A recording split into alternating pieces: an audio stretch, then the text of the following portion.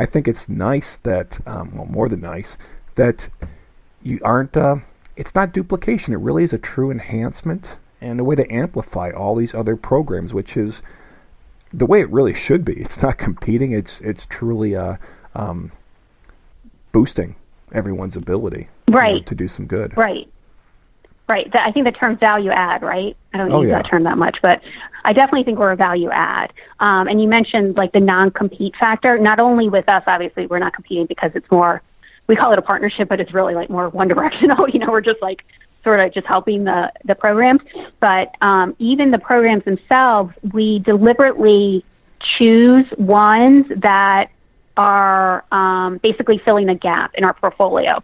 And what I mean by that is if, I said the Right to Read and the Reading Partners, those two programs. So if Reading Partners was in Virginia and Right to Read is in Virginia, we wouldn't have partnered with Reading Partners. We don't want our programs to compete with each other. So, we deliberately, just like our board members, we choose deliberate board members to join the board to fill holes. Like we have an HR executive, we have our treasurer went to Wharton, our secretary was a former Washington Post journalist. So we want the best members, for the board, and we want the best mentors for these different programs, and we want the best partner programs for the mentor. So, everything we do is deliberate, and there's a lot of thought process behind it. Well, and also one of the other things that, and your personal story here as well, not just this is a startup company, but the last time you and I spoke, you were not executive director, and that's just, back in April. That MentorPrize is a really good example of how when someone wants to make a change, which is what you had told me in your story back then, and working with FutureLink and all these other things, that you took bigger and bigger steps, and it was really great. I remember, how long ago was it that you got your new role? July. Yeah, in July. Yeah, so it was just thereafter. Yeah. Yeah, it was not too long after. I said, wow, that's really cool, because your personal story was not someone who had been working organization to organization. Right. It was someone who said, I want to make a difference, and in such a short period of time, you certainly were as a mentor, but on a higher level at your choosing, at your desire. That's just something I really hope a lot of people will see, that this is, a career path. It's not, it definitely is something to feel good about. But definitely, it's way beyond volunteer work. Right. Yes. So, to dig into that a little bit more, you had mentioned before that, you may have been a little bit nervous to start mentoring, and, it's just fear of the unknown, and that's anything, right? That's like a new job. That's anything unknown. You're going to be a little hesitant. And, I think I told you, like, I used to manage teams, and what I would always try to tell them is, a lot of that anxiety is because you care, because you are thinking about it. If you didn't think about it and you didn't care, you wouldn't have those feelings. And that's a great thing for somebody who's signing up, because, I don't know the percent, because I think it's a lot of subconsciousness, but a lot of that is because they want to do right. Like, they want to be a good role model. And a lot of them are humble, right? So they don't think they can be a good role model. But where these mentees are, they need support. They need help. They need somebody to listen to them. And what they have now is, if not bare bones, less. So what somebody can step into is going to be so much more than what they think they can give.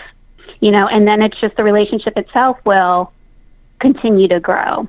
And the mentee is so much more nervous to meet the mentor.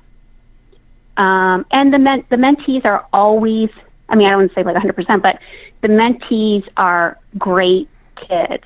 They're great, and we serve two programs that serve underprivileged adults. So I don't want to say, all kids, but all of these programs, these mentees, they want the resources.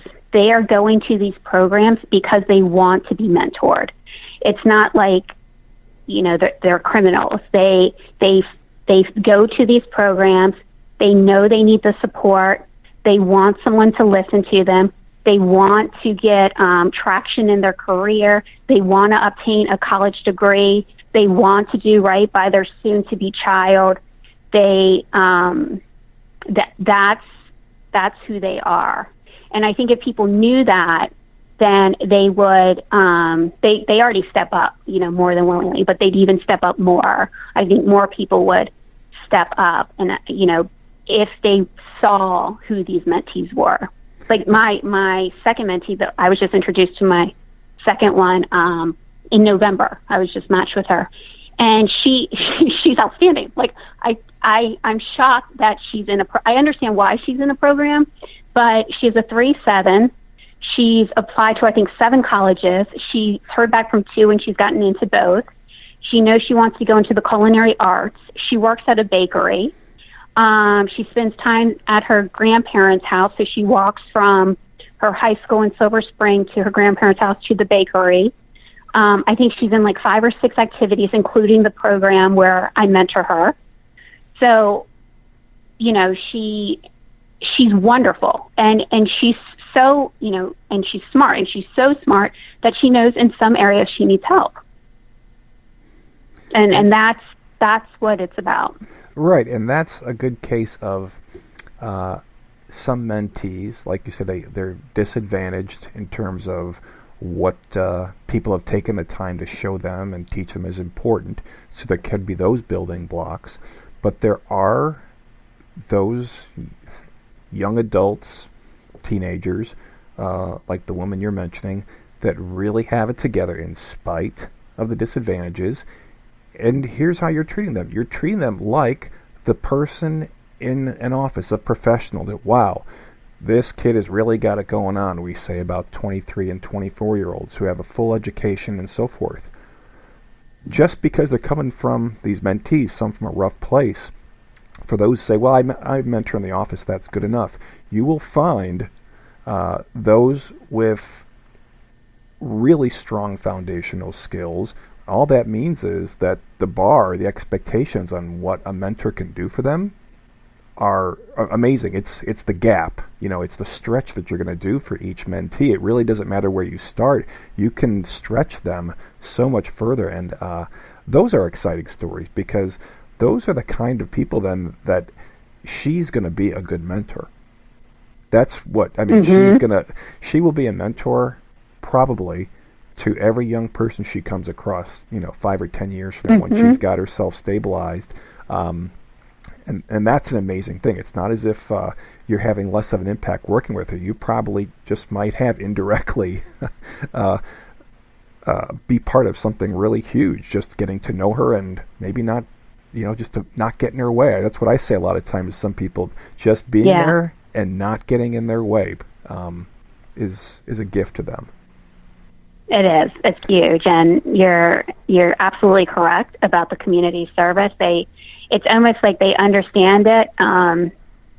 It's like a holistic viewpoint where they know to ask for the help, and then so when provided that help, they know how critical that help is, and in the future was, and then you're right, they will absolutely give back. But it's almost like they have the altruistic thread in them already, because if they can't give the help, like they're just requesting it. So they understand the resources that the community can fulfill, and they embrace it.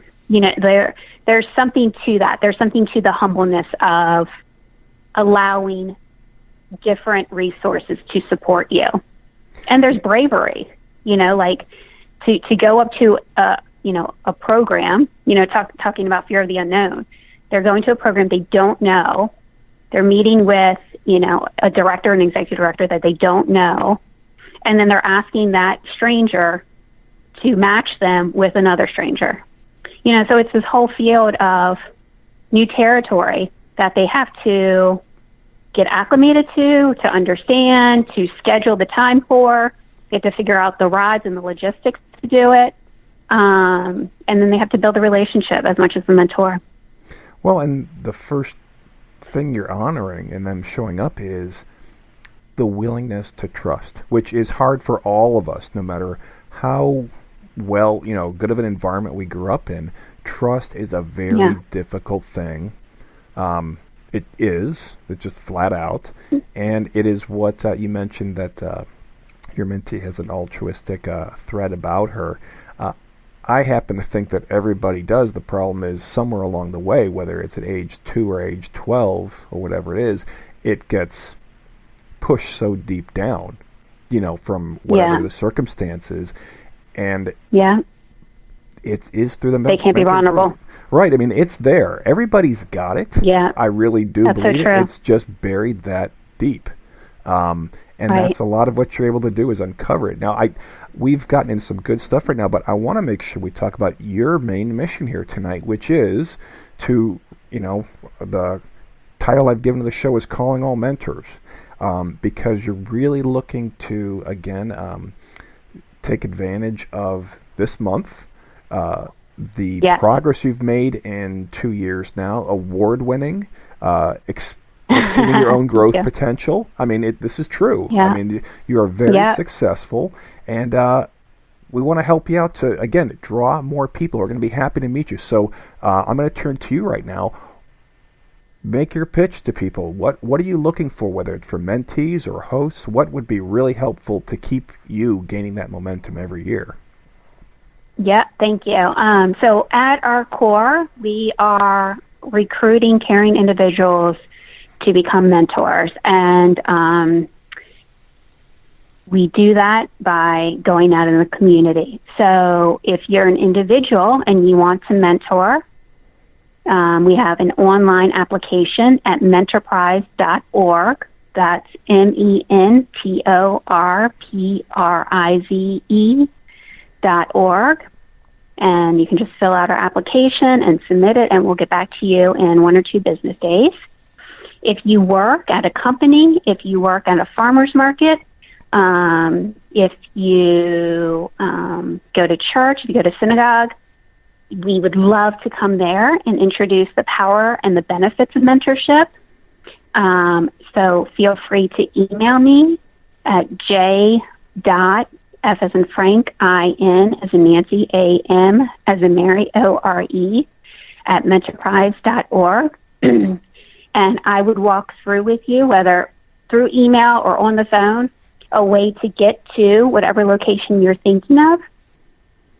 A lot of times with companies, I work through the HR representative. The HR rep will book a room, and they'll send out an RSVP invite. People will say that they're coming, and we usually get about 20 to 25 people at those companies, and then we usually have a 50% success rate. So if 20 people come, we usually have 10 people apply for mentorship, which, again, it's huge. I mean, 10 doesn't sound like a big number, relatively speaking, but it's huge in the world of mentorship. So that's what we're trying to do. That's, we want to start 2018 with a big leap. We actually had over 50 people sign up last January. I think that had a lot to do with the election that was happening. Everybody was feeling the polarization that was happening. So I think everybody wanted to start volunteering. That's when I became actually introduced to MentorPrize. So we want to, definitely keep getting out there. We don't want people to become stagnant, to lose hope. We think that, mentorship is the way to bring the communities together. And, but we need the community's help to do it. And for those of you are thinking, I do like that, but I'm so busy. So I've got 4 teenage daughters. I do help out at the high school. I do have a full daytime job and put a lot of work into those people I work with. And I do this once a week, and I'm developing some other side programs that are all labors of love. And the mentoring part that you can do, especially if it is one that you want to do through technology with the occasional meeting, It's out there.